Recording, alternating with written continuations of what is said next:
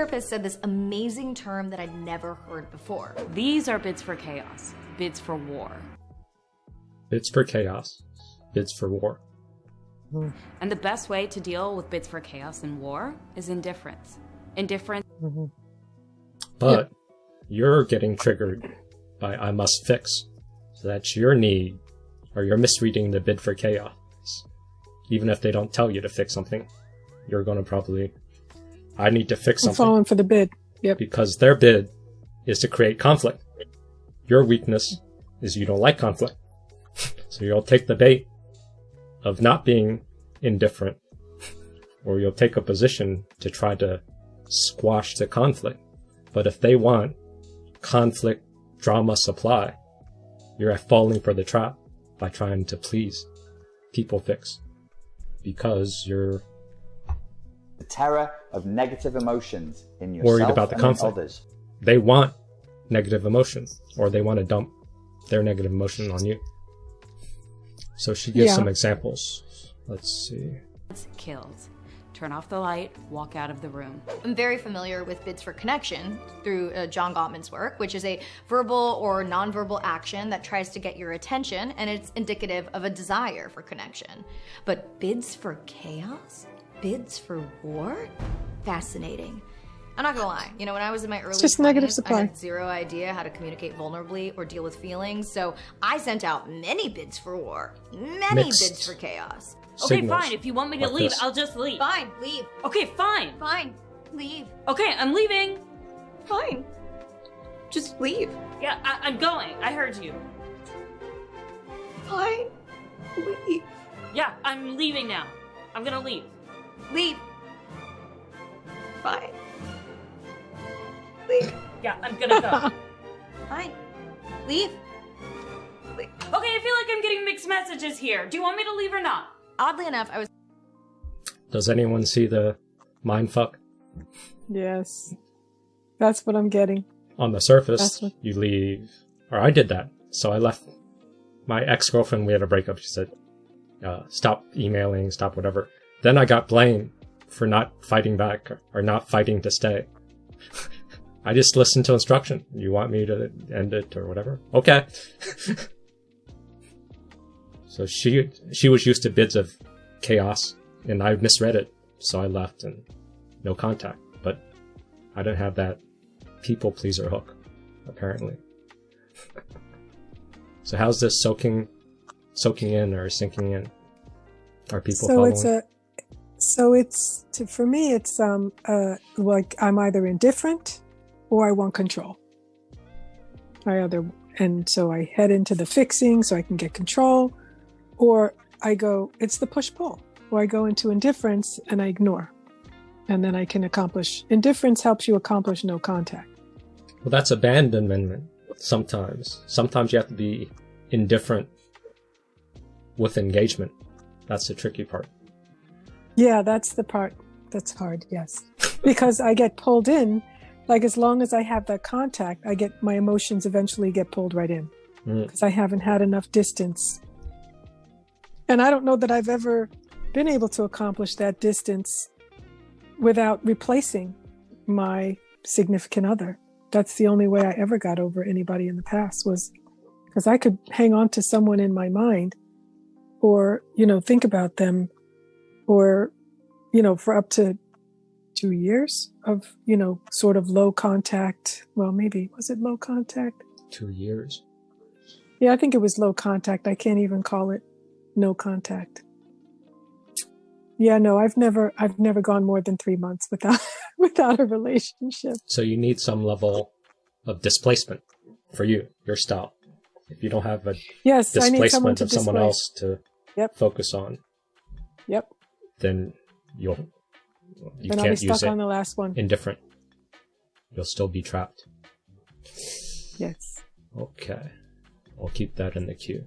Let's see what else she says. I was telling a friend about this whole situation when it was going down, and she turned me on to the gray rock method. And it's pretty funny, so I have to share. Her style. So gray rocking is a technique for interacting with manipulative and abusive people. And it can range from dealing with someone who's like a legit narcissist or just having to deal with someone who has a toxic dynamic with you. Ellen Byros, a therapist in Georgia, says this strategy involves becoming the most boring and uninteresting person you can be when interacting with a manipulative person. Since people with manipulative personalities feed on drama, the duller and more boring you seem, the more you undermine their efforts to manipulate and control you. Hence, can you be boring and dull? Easy for me, but then I get into trouble because meetings are too boring. So that's why I need videos or music to not be boring.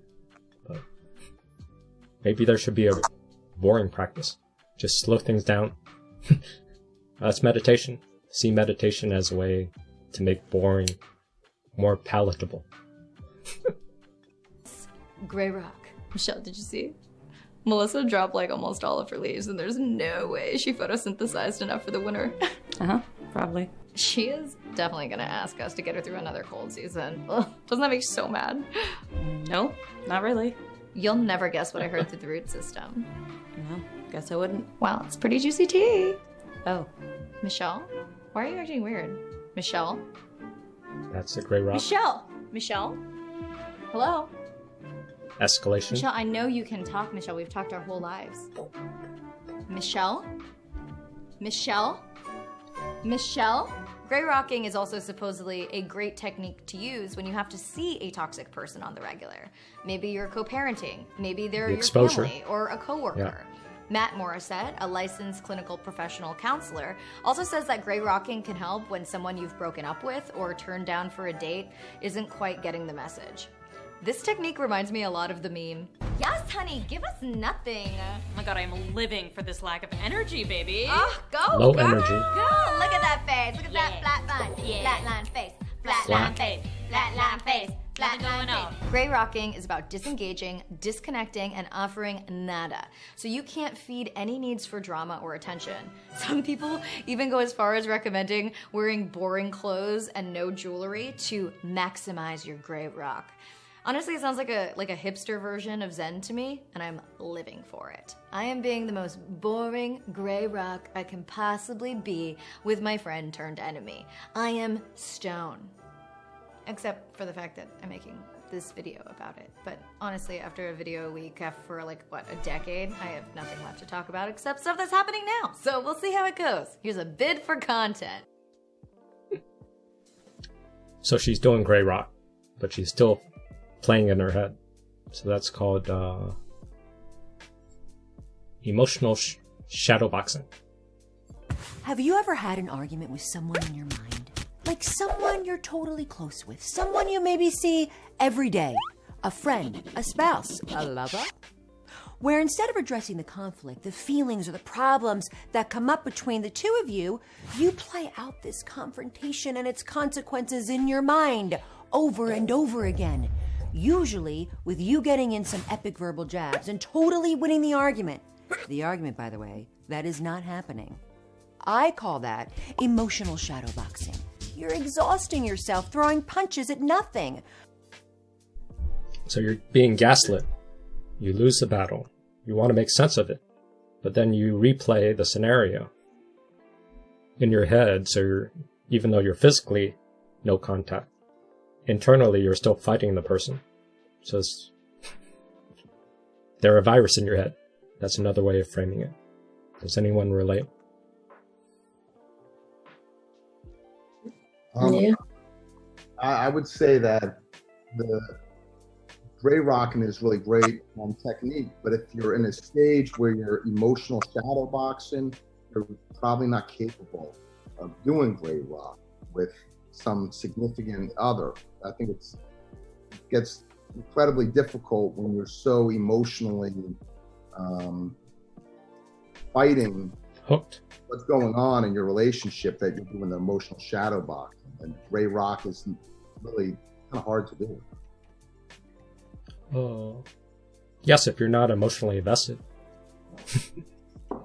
Emotional shadow boxing is tough. I mean, that's when you're really, it's like PTSD is If you're triggered, you're people-pleasing fixer mode or conflict averse.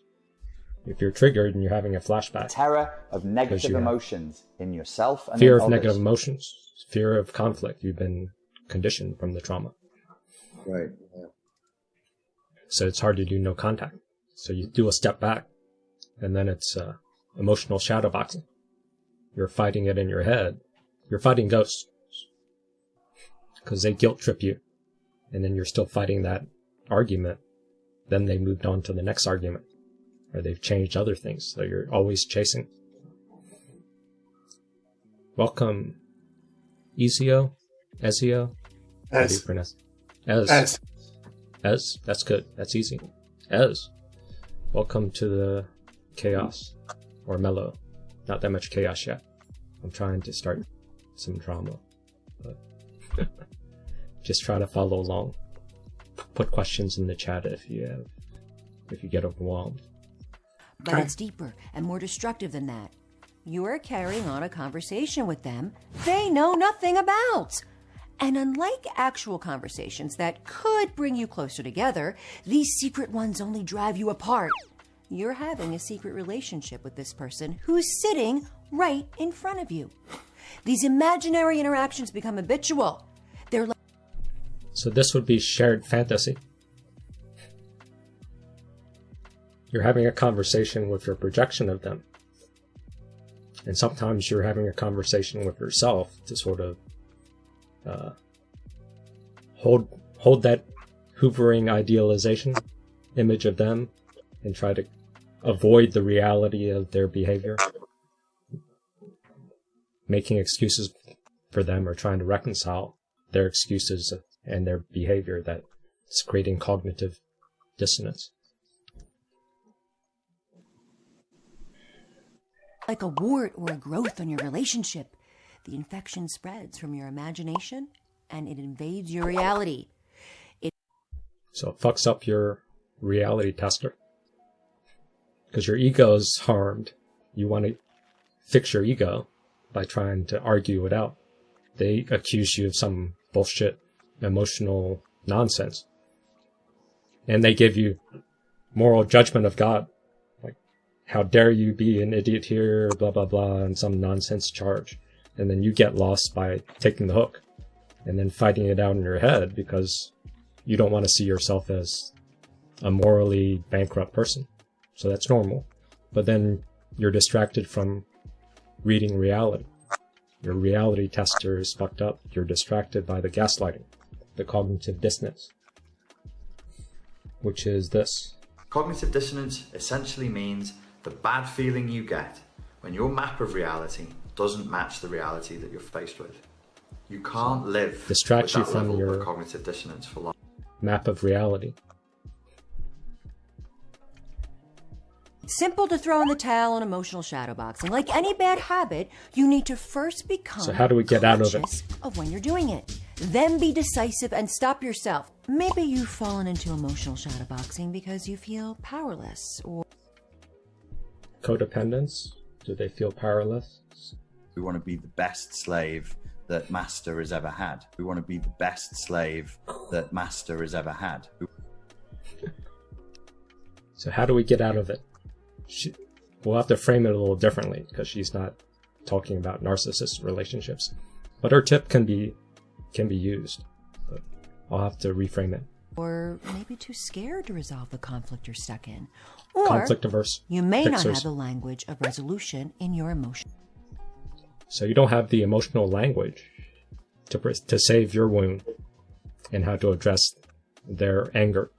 So that's emotional literacy that Grandin tries to promote. But she has a nice twist on top of that. Toolbox. If you're an emotional shadowboxer and you want to step, the first step is to hone your awareness. Learn to recognize when those fights with imaginary opponents start up in your head and stop them from going any further. This might be somewhat challenging at first. Stop fighting ghosts.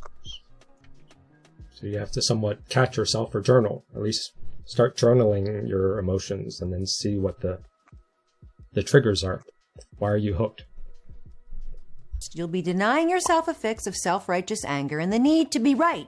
But by giving that up, you're letting yourself be receptive to resolution and deepening your relationships. Saying exactly that, by the way, will help you. Here, imagine I'm you. So, you might say, I want to deepen our relationship. I don't want to be having conversations with you in my head. And I feel our relationship is strong enough to withstand whatever emotions come up for us in an honest discussion. I'm bringing this to you because I trust in the strength of our relationship. So, now that's just an example of how you can begin, because a lot of the time... That's probably too hard. That's eventually, so don't try to do that. Or if you can, do it, but that's actually disarming. But you have to own that, and that's probably hard with a narcissist. We keep things to ourselves or have conversations in our head, it's because we can't find the right language.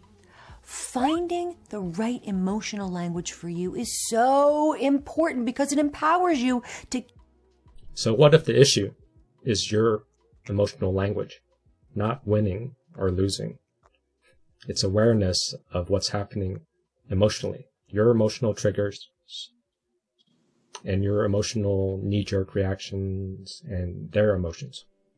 If there's more language and literacy, then you can rise above the need to be self-righteous, because they're triggering a moral injury in you.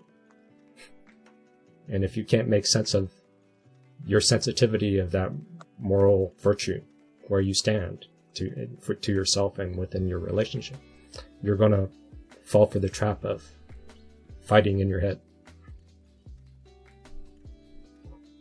Give a definite shape and meaning to the otherwise abstract experience of your feelings. Language is also a bridge between you and the other person. Here's another way to find your emotional language. Write a letter to yourself. So this is pretty clever. And this is a little counterintuitive. Or maybe you'll get it. It took me a while to get it. Your emotional language.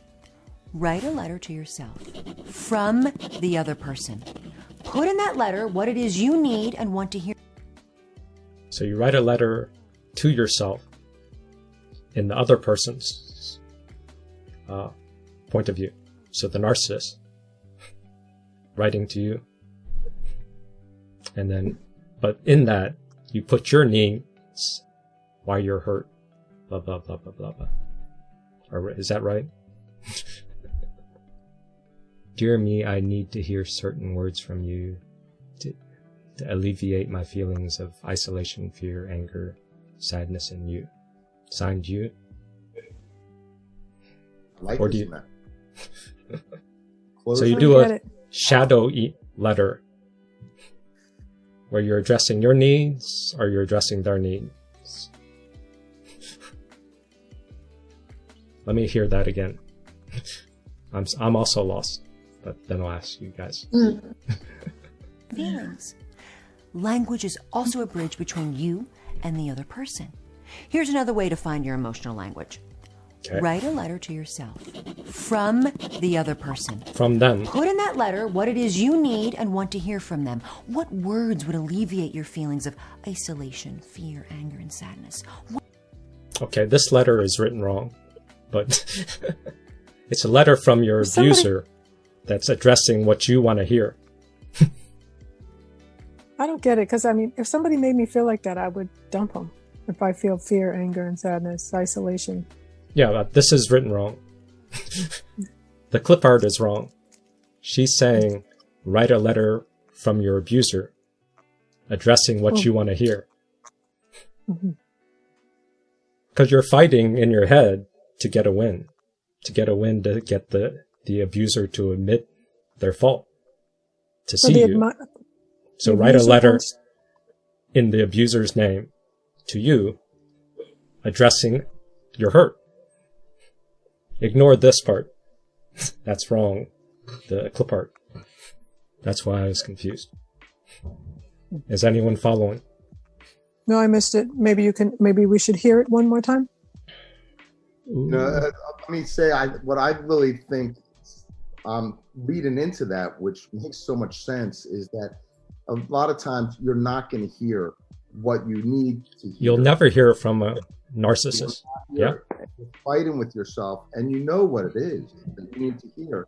So if you can write it down and just feel that this is what they need to say, and you write it down and put their name on it, and then it can help you to emotionally withdraw and stop fighting it.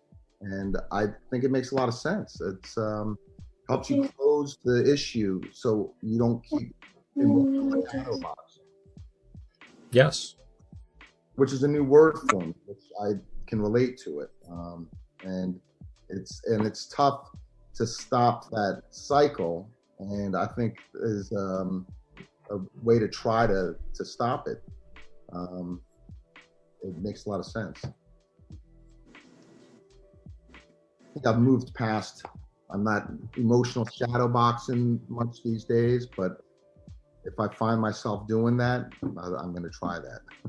Yes, because the issue, or let's frame the issue, is you need language for your emotions and your needs.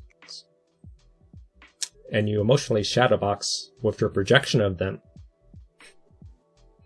in your head. So what's the difference of writing a letter from their point of view that addresses your needs? You can get language, better language around your needs, meet your needs, imagination-wise. And then there's less charge. That's the goal. Weaken the charge. I think with a narcissist that another thing to go along with that is that you have to put down your expectation of wanting to hear that from them and not need that, because that's often a letdown, is that you want for them to feel that and to tell you what you want to hear, and you need to let go of that and just know that you're not going to get that. And so you write it down and put their name on it and give it to yourself, and accept the fact that you're not going to hear that from them and you're not going to feel that from them. Well, isn't because that it doesn't exist. self-care? Yeah, give it to ourselves. We have to Isn't that validate the goal of ourselves. self-care? When people say love yourself or take care of yourself, meet your needs. Mm-hmm. Yes. You know, sometimes you fight so hard to try to get someone to understand so that they'll understand and be where you want them to be. And it's hard to let go of that sometimes when you're so emotionally invested. Because you're triggered. But if you have the language, Right. and you can put it into words, and you imagine in a letter to you, at least you can articulate it. It's out of your head. And then if you still want that need met, you could try to get it from someone else, a friend. You could tell your therapist to give you those needs. Pay them like a prostitute. I need this emotional need. I need a hug. I need you to say this stuff.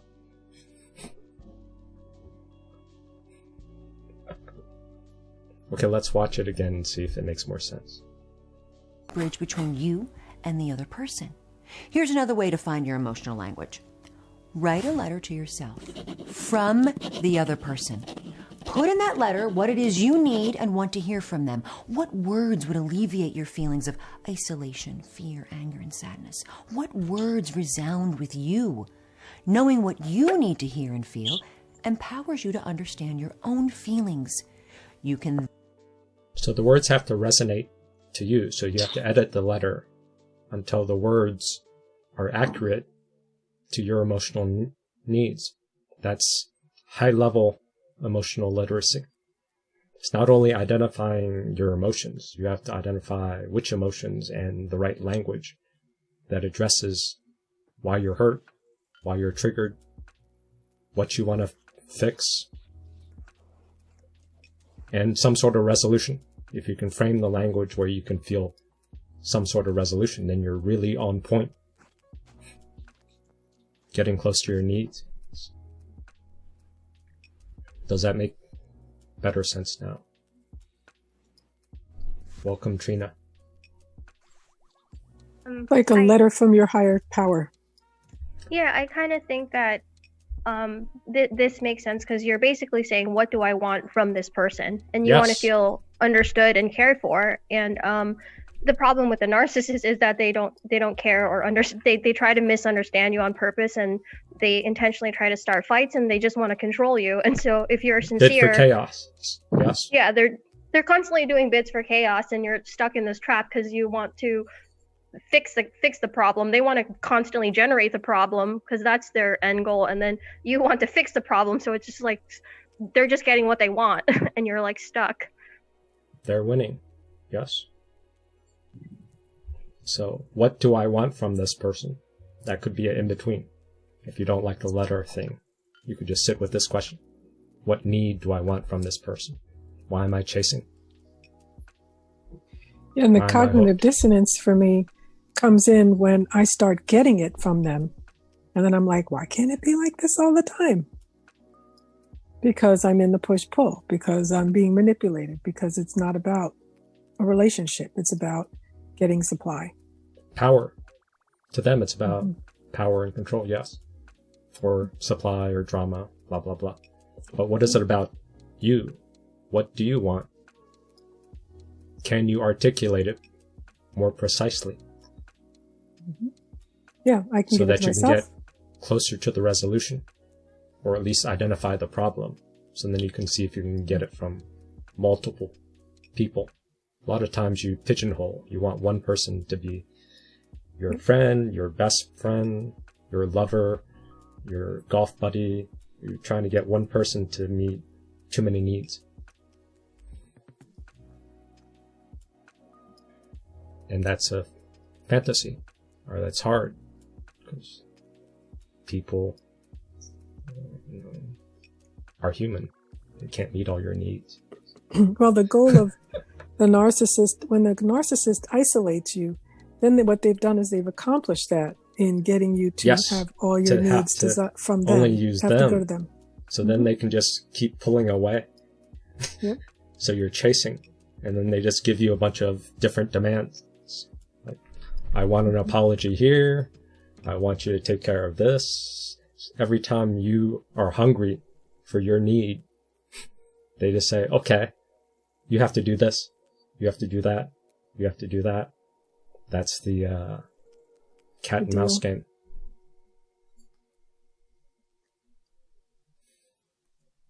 Yes, if you just pull yourself out of that, you just pull yourself out of that person's purview, you can get what you need in But you have to know other places.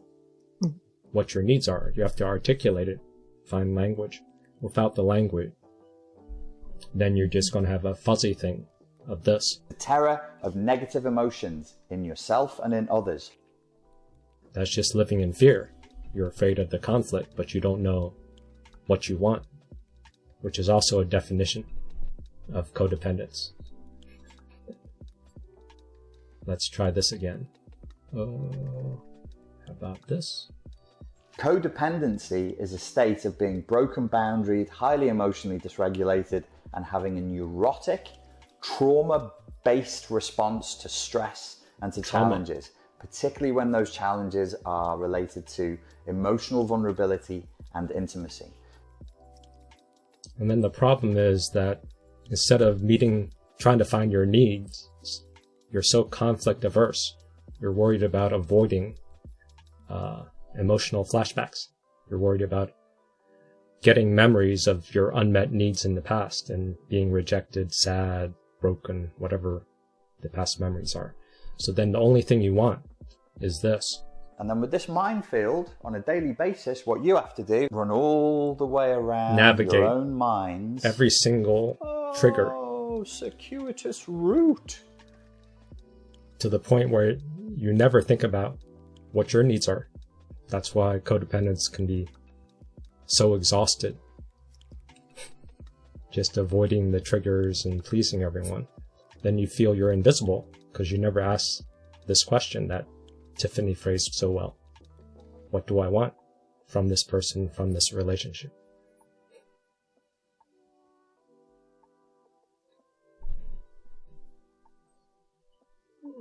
Your ticker tape is really cool, but it's being blocked by the message that comes over that overlays on top of it. Deef is sharing computer sound.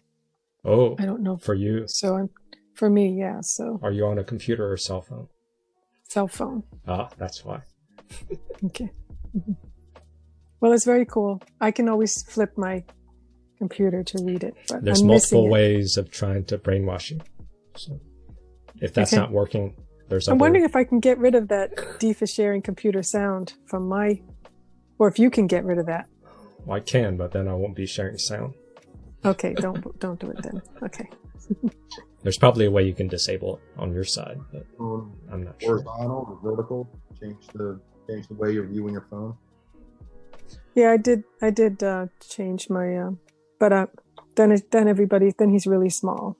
I'd like to be able to watch by landscape. Stay with the big question. Turn it the other way and zoom on the screen. Oh, people are hooked. You want to fix Holly's problem? Do you see your trigger? Now you want to fix Holly's problem, but well, the ticker. What do you want from Holly when you're fixing her problem? That she's not going to escalate more and throw a tantrum in the room? Is that part of your trigger? Because you have this part? How to tend. Safety. To the need to fix that safety. Someone might escalate or someone might hurt. Someone might be hurting, so you knee-jerk to try to fix it for safety. But what's your need? Why are you so invested? And there's no answer. It's just you have to start putting yourself in your mix. Not necessarily first, but give time to reflect. Why am I here? Why am I doing shit? Why does my reptile brain get triggered? What's happening in my sphere of brain and mental interactions? Because a narcissist isn't going to ask that, are they? Are they going to say, oh, let me reflect and try to investigate and make sure you're getting some needs met? Does a narcissist say that? Do they help you with that? Maybe in the hoovering or not? I'm not. What's people's experience?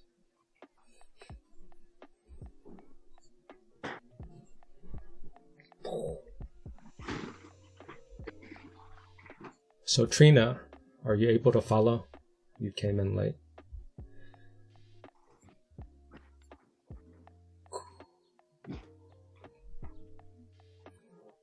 Sorry, yes. I'm sorry. I need to unmute. Are you able to follow the conversation or? A little bit. I heard it sounded like Tiffany asked a question about what I want. I think I've been kind of pulling the pieces together from that, but is there more context? Because I think that's an amazing question. So we talked about emotional shadowboxing. So you have a fight with your narcissist or whoever, and it's a bid for chaos. They're trying to hook you to get some drama. But then they leave because they got their drama. They're satisfied. But typically, a lot of times, you continue the fight in your head because you're trying to make sense of the cognitive dissonance. Cognitive dissonance essentially means the bad confused, feeling you get. So you want to make sense of it. Your map of reality right? doesn't match the reality that you're faced with. So you have a internal fight, and you relive the fight with the narcissist. Or maybe next time he brings it up, you want to be prepared, so you start going back and forth in your head. Does that make sense? Or relate? So a tip. It's a lot of sense. Instead of fighting for ego repair, you can write a letter to yourself from the narcissist. So from the narcissist to you write it. And the goal of writing it is to describe and put into words the apology, whatever you want from winning the fight.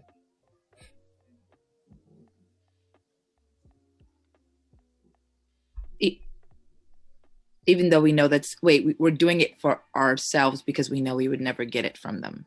No, we're doing it to get language first. To put it into words. To be seen, to be heard from yourself. So you can make sense of why you're hooked. You can make sense of why you're constantly needing to shadowbox. You can identify the unmet need that your childhood parents didn't give you.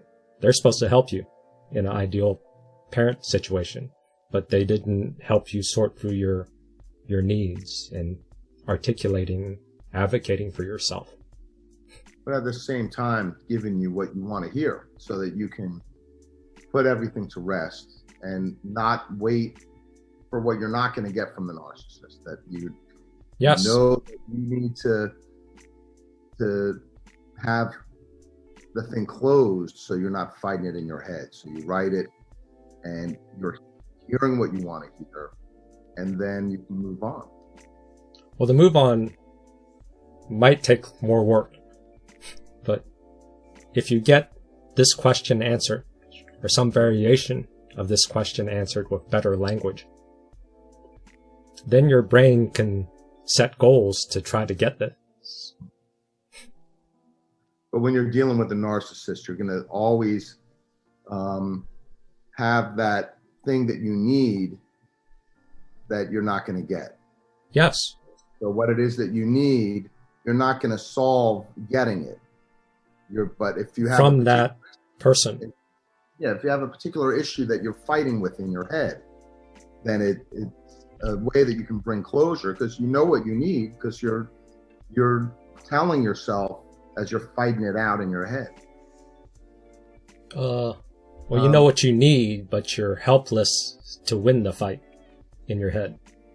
Then you need to actually have it in reality, so you get the actual feeling of closure, because you prepared for the fight. You're prepared for the need to wrestle. Then you want to get even in a real fight. That's the... I think sometimes when you're so emotionally invested with someone, depending on what stage you're at with this narcissist, that sometimes you really want them to understand the way that you feel. And so you're fighting to figure out, how can I get through to this person? See, now you're starting to say, how do I get through? And what's the unmet need of how do I get through? What's emotional language of why a person wants to get through? Any guesses? Clarity, empathy. I guess empathy, when I'm trying to get through, clarity. It's because like I sometimes it's a place of confusion. So it's like I'm trying to, so that way this clarity, or if it's not just about a situation, it's also about the impact of my feelings, maybe some empathy. But empathy, validation, clarity and empathy, being seen. Yes. Being met, being understood, right? Now, if you're emotionally hooked, fighting in your head, and you come to these meetings or narcissist videos, don't most of the videos say or claim that a narcissist will never be able to validate you, or they have brain damage where they don't have warm empathy? So if you recognize that, which is very plainly stated throughout all the groups, why do you still have an emotional hook to want a narcissist to have empathy for you? Mm-hmm. So your rational brain understands that person will never give that to you. James was going there earlier. But your emotional brain, Trina, is still hooked to want to be get empathy, clarity, language from the abuser, right? Yep. So I think what if the narcissist... Go ahead, I'm sorry. Yeah. So let's replay this. And I think sometimes, Trina, go. I was saying, I think also sometimes it's because of maybe even a place of unbelief. Like, how could this person not understand or not be empathetic? So you just keep going almost because it's like, maybe if they just hear this one thing, then, you know? If they hear this one thing, then it will trigger the understanding. Like, yeah. They trigger the understanding from them, and then what's the result? What will that lead to?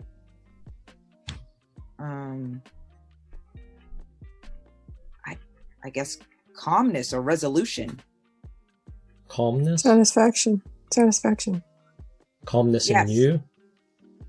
In them? Or maybe, dare I say, even an apology, because maybe your feelings have been hurt.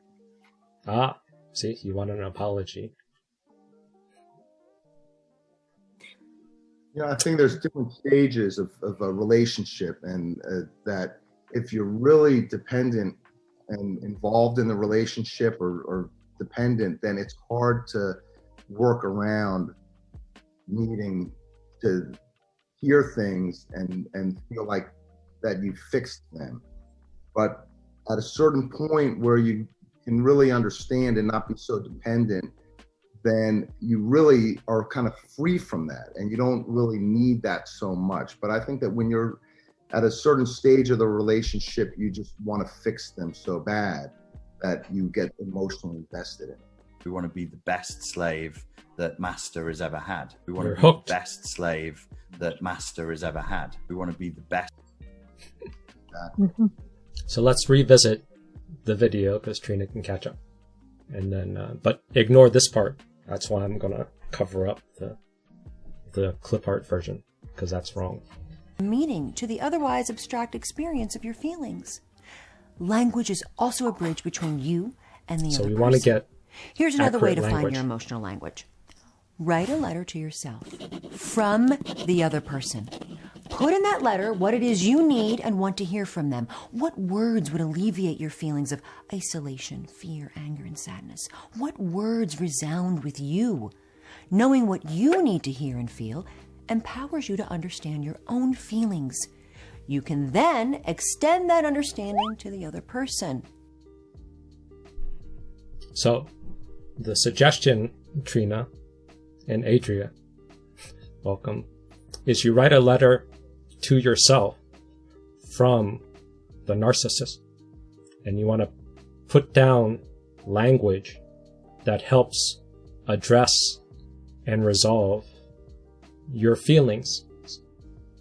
So if you wanted an apology, you wanted them to understand, write all that out in the most emotionally effusive way until you get some feeling of resolution or clarity or understanding or something like that. Does that make more sense, Trina?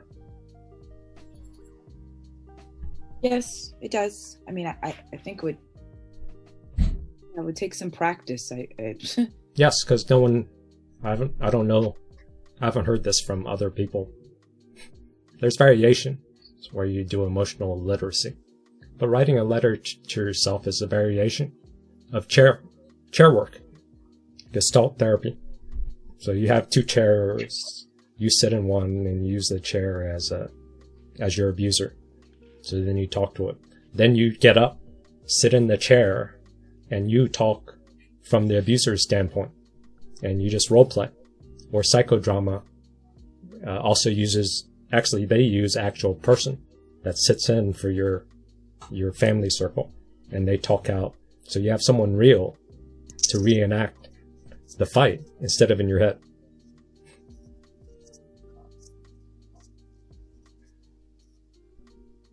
So then you get to this question, or some variation.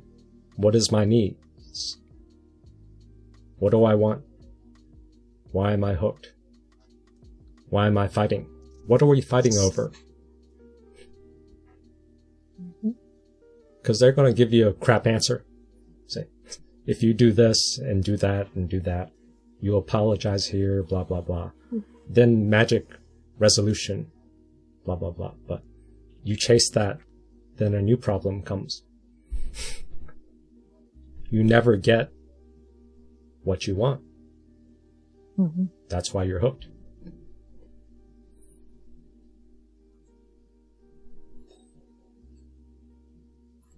Oh, it's already 6. We're like in Act 3.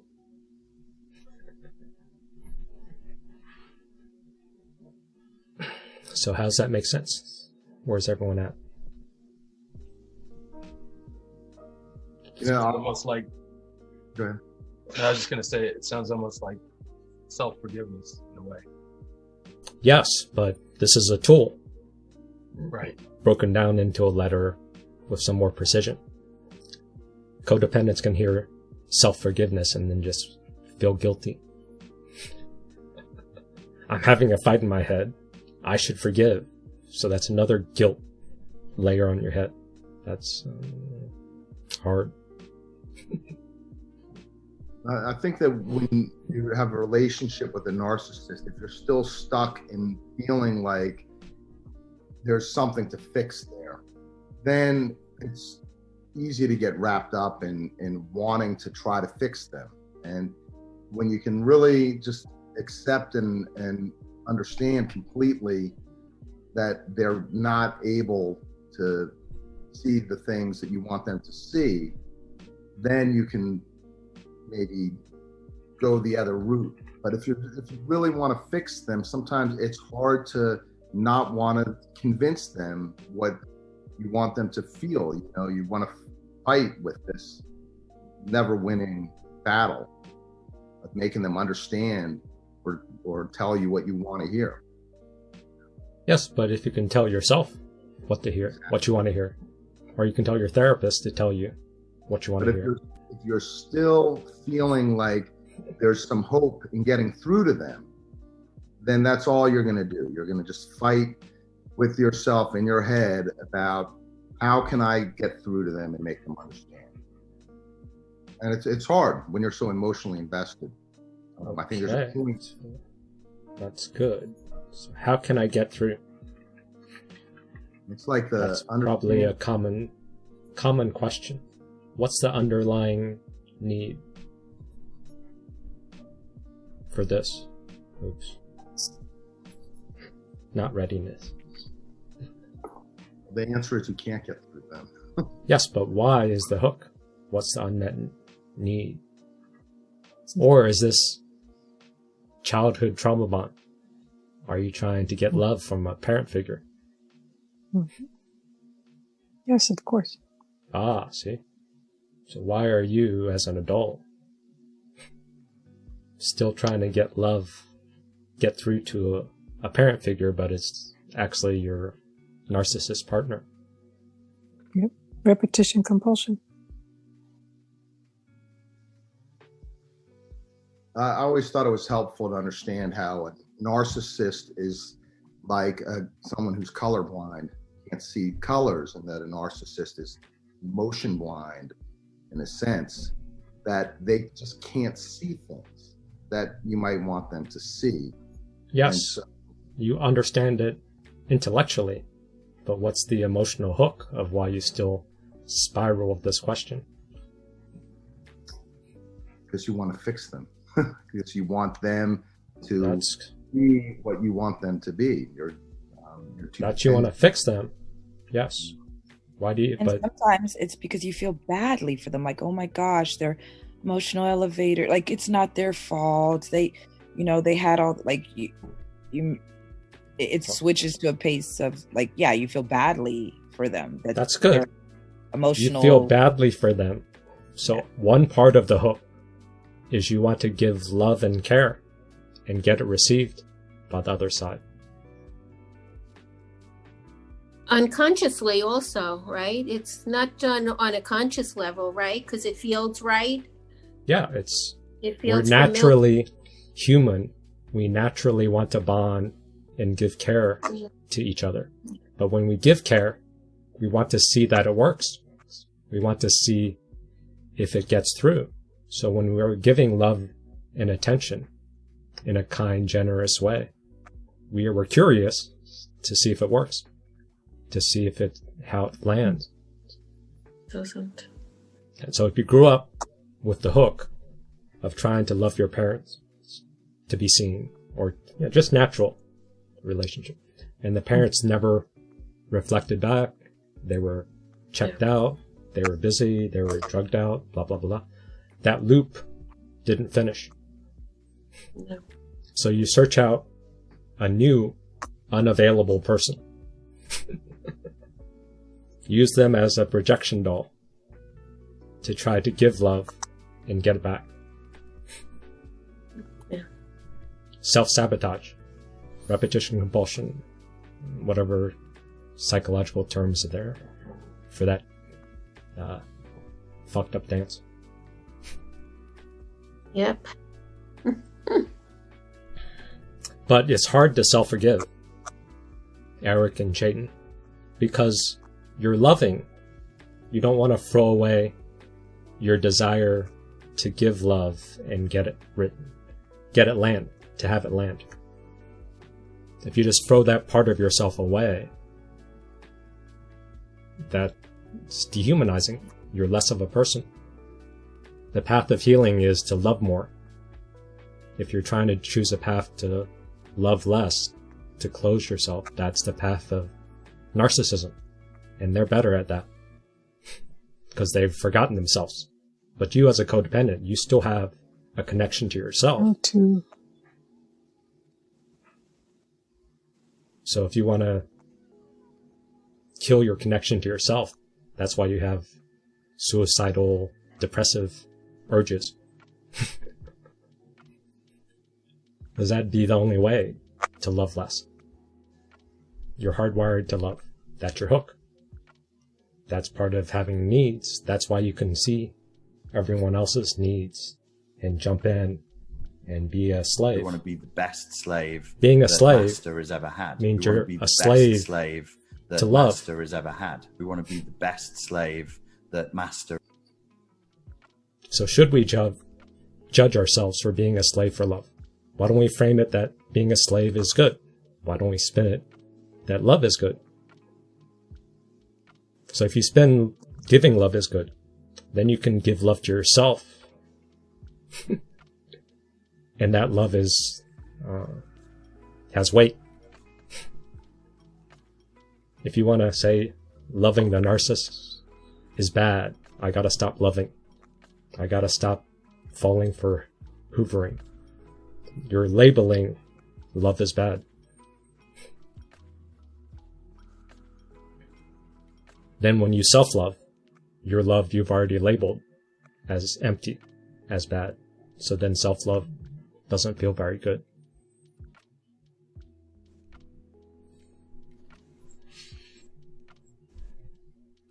That's a bit of a stretch, but is it falling for anybody? Yeah, that was pretty good.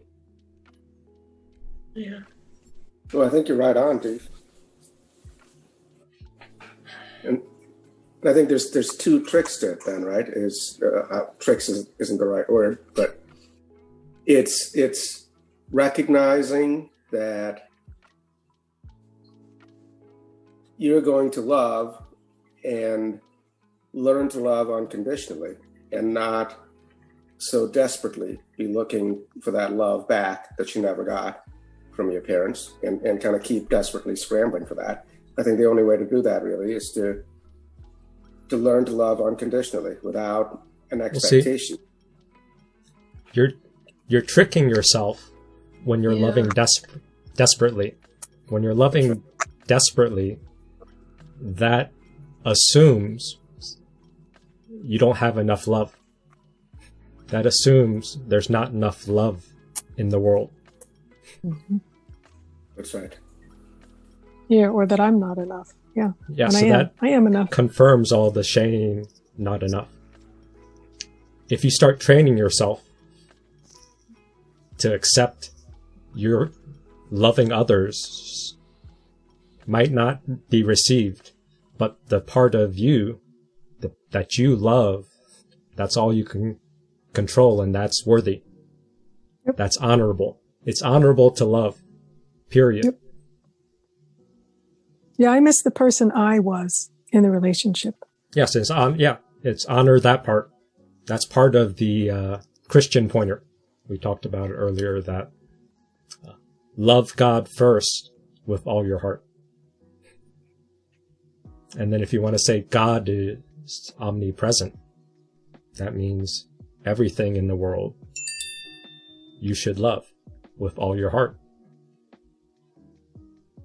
If you honor that, however you want to frame it for your spiritual whatever framework, then you can discover love is infinite. The more you love, the more you give, the more love that you can still give. You can never exhaust yourself from giving love if it's unconditional love. If it's conditional love, then you want something in return. You can exhaust yourself because you're waiting for the condition.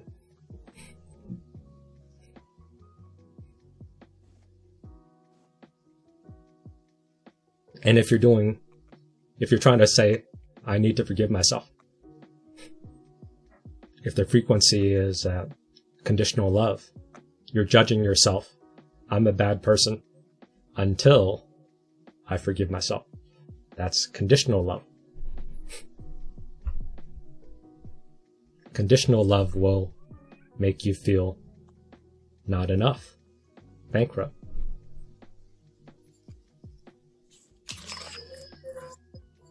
Narcissists cannot give unconditional love. Yep. Yeah.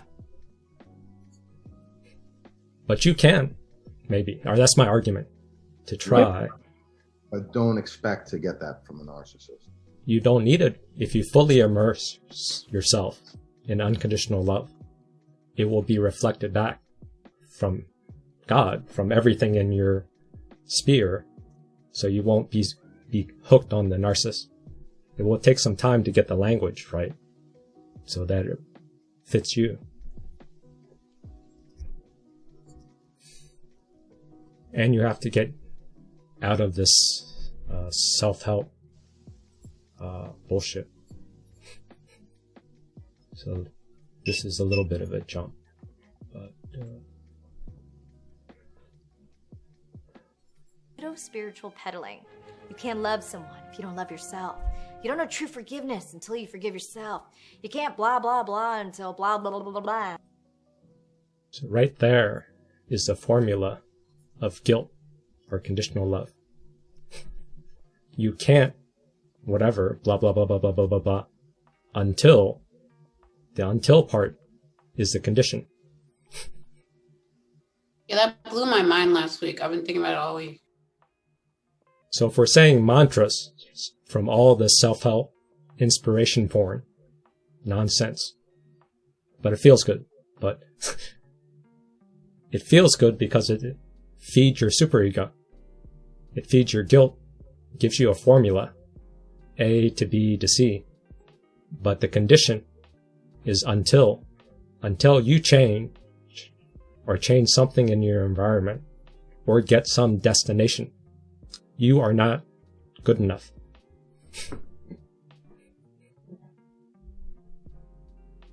This is pseudo-spiritual peddling. Spiritual peddling. You can't love someone if you don't love yourself.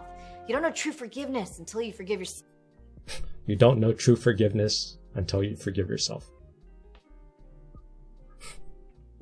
Feels good, sounds good, but how do you do this? You have to, once you reach this, then you know this. So it's just this is like a koan.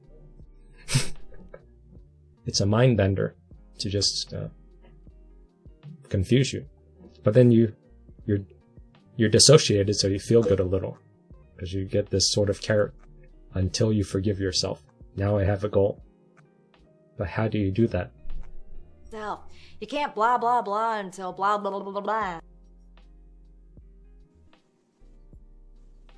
So, write this formula. This is a secret. Or this is a trap. But this is a secret if you can see through this formula.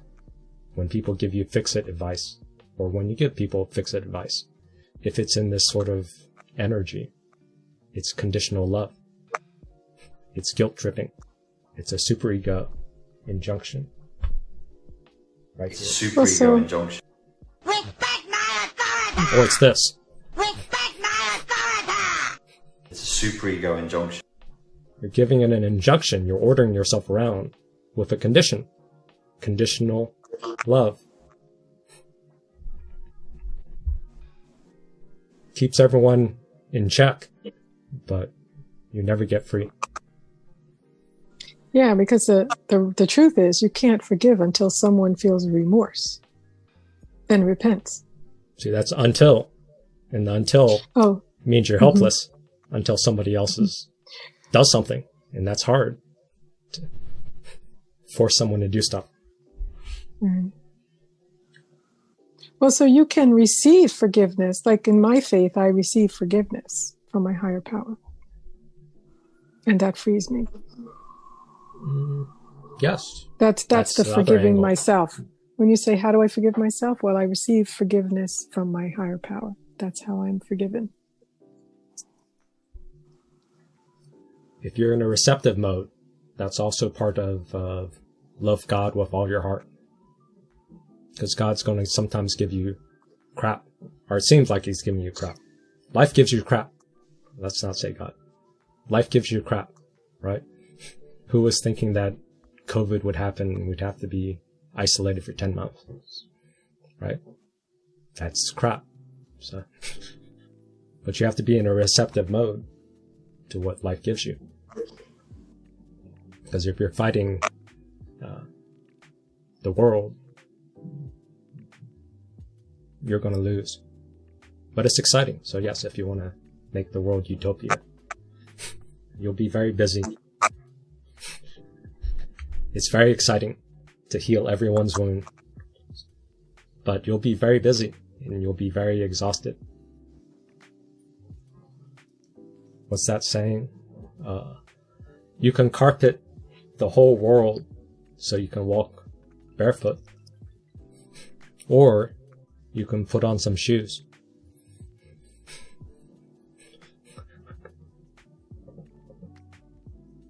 Less exciting. Let's save the world and change the world instead. Yeah.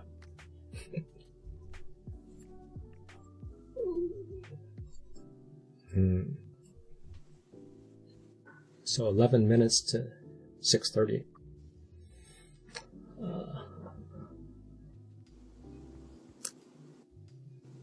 What's made sense? Where are people at?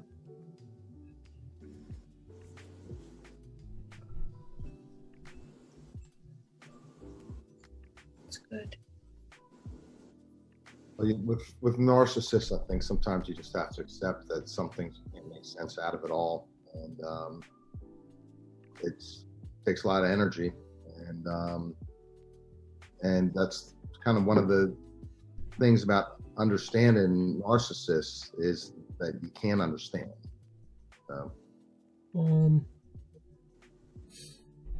Can't make sense. Did like 2 meetings to try to cover the narcissist mindset, using Sam Backman as a first person example and breaking that down.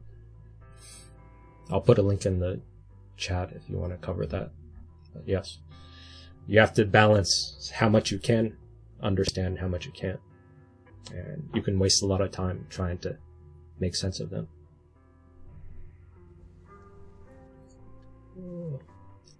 Other reactions? Other feedback? I was just going to say that actually that's kind of an advantage that we have, is that they are pretty easily understood. Not their reasoning, right? That's probably what you're talking about. Like, you don't know why they do what they do. Fine, that's not understandable. But I know what you're going to do, right? I was like married to you, or you were my mother. I know how you're going to react to certain things. And for me, in the end, once I realized that, right, when you're in it, you kind of feel like, oh, everything is so unpredictable. And I'm like so thrown off by everything. But once I realized that I actually knew what was going to happen, I was able to use it to my advantage. I think, like understanding their thought processes. No, I have no idea what that is. But your behaviors are pretty predictable. Behavior patterns, yes. Their playbook. Some narcissists are ridiculously predictable, and so Trump. Right, perfect example. But if you try to understand their reasoning, yes, it could be easy to get lost. But if you focus on their behavior patterns or their supply, what is their narcissistic supply? That makes it a little more predictable. And that lowers your anxiety because now you can see what's coming. The surprise factor is neutralized or a bit more eased.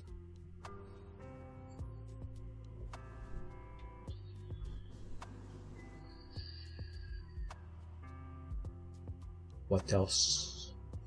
Where else shall we go?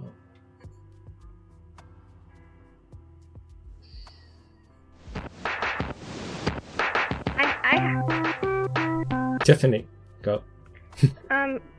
I was wondering because I was like trying to figure out my unmet need, and I was like, okay, maybe my unconscious unmet need is safety because I needed to please my personality disordered parents, and then I'm recreating that with partners, and I was like, maybe the solution is how do I detach from them? Because the narcissists, they get you to bond to them, but they don't bond to you. You're like an object to them. And so I was like, okay. Yes. And I was like, okay, there's conditioning, because I was like, there's conditioning, and then they also make you dependent on them by kind of systematically destroying your life by ruining your finances or making you financially dependent or trying to isolate you from your social circle and sabotaging your other areas of life. And so I was like, okay, and then so it's like maybe I have to build my own life, because I'm like, okay, I associate pleasure with them, but I was like, they kind of destroy all the other aspects of your life. So I was like, okay, I have to build my own life and get out of the shared fantasy and somehow detach from this thing. Yes. And that starts with finding yourself and what you want and need. And then you can start systematically creating a game plan. Taking control. And then that was last week, which was a bit dense. But if you work on your sense of control and your sense of predictability, and you learn how to share power, where you allow somebody else a sense of control and a sense of predictability, that's a relationship that has trust developing. Instead of fighting for control, which is what a narcissist relationship does. So he takes away the predictability. So he takes away that. And then you both wrestle for control. And it never creates trust. So your whole roadmap is a power play. And that's why a lot of people want to intellectualize, because it's always unpredictable. There's too much chaos. That's the hook. But you need new relationships, new groups, where there's a proper space to share power. So there's shared control and there's shared predictability. So that's what I try to do in this group, to have both of these, but not excessive predictability, because then it's just authority. You cave to authority. Authority you can decide. And it's not excessive control. I want to allow you to have some power, some influence, in addition to me. So then we're having a dance of sharing control and sharing predictability. that creates your trust muscle to allow you to feel more safe, relaxed, then it's easier to unconditionally love and give more if you have trust. What's not happening in DC right now, we're all, oh, is there going to be another fuck up? Who's in control? What's going to happen? We don't have trust. So even after the 20th, politics has to create some level of trust. Otherwise, more chaos. So that's a teaser from last week. And then I'll put a link into that also. Good. Yeah, appreciate it.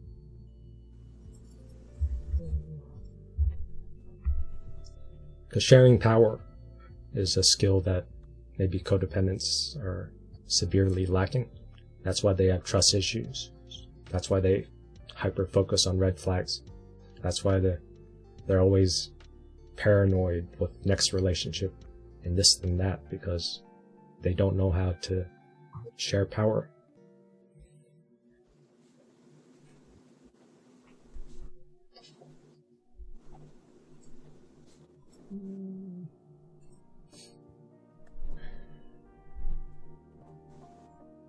Okay. Oh, there. Any other takeaways? Wait. Good. Wait. What does a codependent not knowing how to share power, what does that mean? Or They don't know how to trust. They can't build reliable, long-term, trusting relationships. You're muted. Was that an agreement? Now why? Yeah, I was agreeing with you, but what? So which part of that? That's what I missed. Which part of that loopity-loop 3-circle thing was that? You have to share control. So are we used to like not? So that's also us being controlling. Is that what you're saying, or is it us like if you're someone to control people us? pleasing and conflict averse, trying to meet everybody else's needs to stop them from blowing up, that's controlling. Except it's passive. Mm-hmm. A narcissist will fight you and give you an ego injury. That's a narcissist control. A codependent will try to people please, give cookies, soothe to control somebody else's behavior, or suffocate them, or enable them. Is that next week? That might be next week. So the codependent uses enabling, secrecy, suffocation, triangulation to control. Because they don't have enough predictability. They're used to chaos. This dynamic gets a lot more complicated when you like have children involved as well, because on a dynamic that just within a relationship, then there's a lot more ability to work around things. But when you're dealing with a narcissist and you have children with them, then the whole element can really not be as flexible and just be sometimes more dire to No, I'd argue you can still make it work.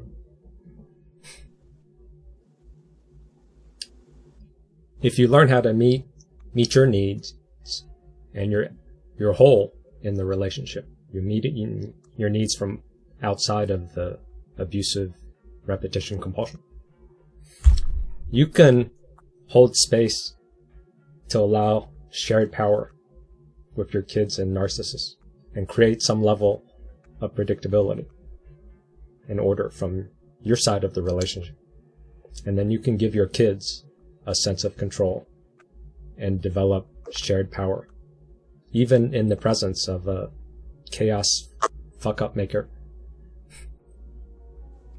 Because what's missing is leadership, and leadership is by example.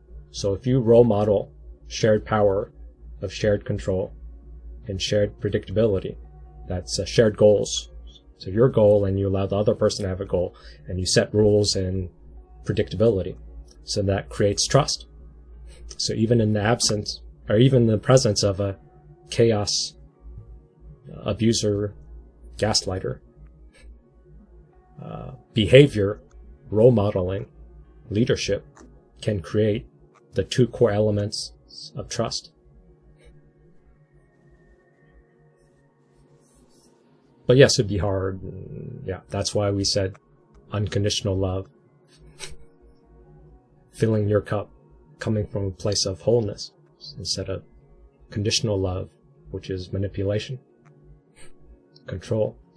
You're withholding love to try to make people do stuff, which works, but it's very exhausting to constantly pull everyone's strings.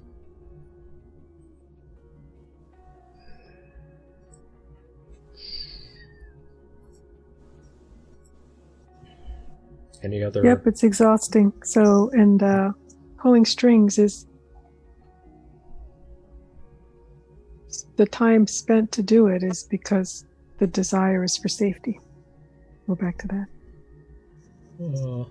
Predictability. Our shared predictability. That's your map of the world. So you want a shared map of the world that you're linked to and other people are linked to. So you don't have to keep saying, what the fuck is going on?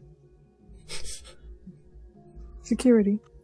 Yeah. So security, predictability, shared map, shared truths.